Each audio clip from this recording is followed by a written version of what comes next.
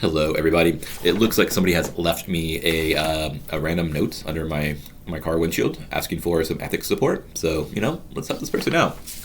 They say, help. My research supervisor is using my ideas without giving me credit. What do I do? It's a tough question.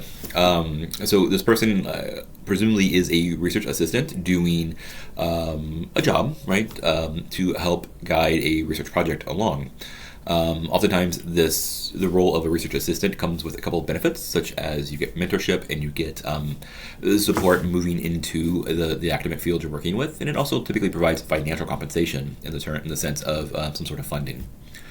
And so there are a couple different complications that go into this question. One, does the support that you're providing to the research project go above and beyond what is expected of a research assistant? If so, then you typically would be given authorship, or you at least would earn authorship credit onto a project. So this is things like if you are part of the research design, if you're part of the implementation of the data collection, the analysis, that sort of thing, then yeah, you might be considered part of the research team, and also in the research assistant role at the same time.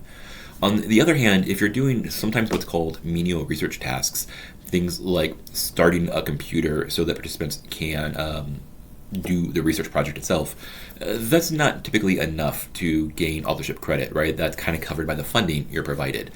Or if you're asked to do a literature review and gather together different articles, but you're not asked to actually read or analyze or synthesize the information inside of it, again, that might not be enough for authorship credit. And so it really, this is one of those really hard questions to ask, like what roles are expected of a research assistant. It's going to depend entirely on, again, your funding, the project, the roles that your supervisor is in, the roles that are expected of you. Typically, the way around this sort of a problem is open and honest communication. Whenever I work, for example, with research assistants, I typically have a contract that we sign at the beginning of the process where I detail the amount of work I expect them to do, what kinds of roles they're expected to do, and things that I don't expect them to do.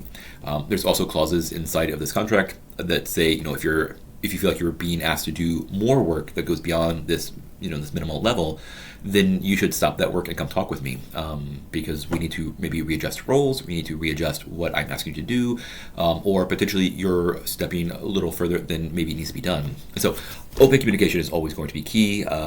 Is your supervisor being questionable in terms of their practices? Again, it entirely depends on the situation. So I hope that helps.